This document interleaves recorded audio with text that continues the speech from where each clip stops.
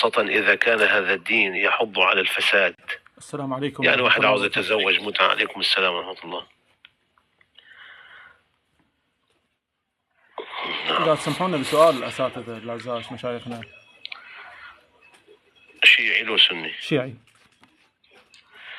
طيب، ما هي أصول دينك بسند متصل؟ لأن الله عز وجل قال في القرآن: بسم الله الرحمن الرحيم: ونزلنا إليك الذكر لتبين للناس ما نزل إليهم.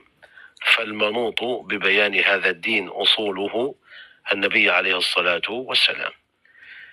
وأنا إن سألتني ما هي أصول دينك سأقول لك: أركان الدين عندي، أركان الإسلام عندي 5 رواها البخاري ومسلم وأبو داود والترمذي وأحمد بن حنبل وغيرهم من العلماء. تعيد الآية اللي قرأتها.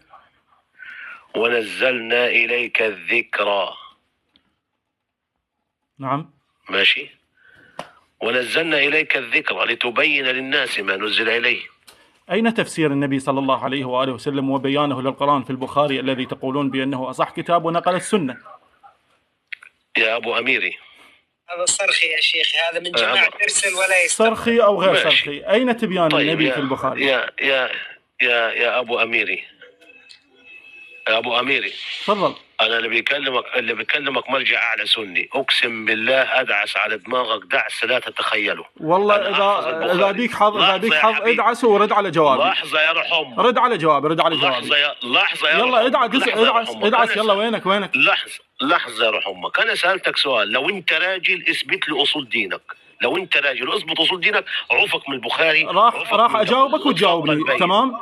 أجاوبك وتجاوبني. دينك تفضل اعطيني أصول دينك بسند صحيح من أي كتاب، حتى كتاب لا مؤاخذة في وراء البحار. أجاوبك وتجاوبني. تمام.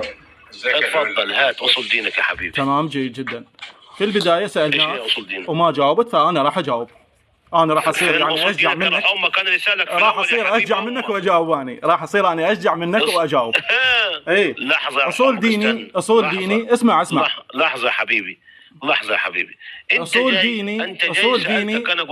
إيه، خلي أجاوبك. اتفضل. أصول دينك من سند متصل إلى النبي عليه الصلاة والسلام. تمام. أصول ديني: أولا التوحيد، أعبد الله الواحد الأحد وليس الشاب الأمرد الصاعد النازل أبو الأصابع أبو سنون الضاحك. أنت تزمك. هاي أخلاق خالق معاوية الزنديق. انزل يا مطيع ابن المطيع.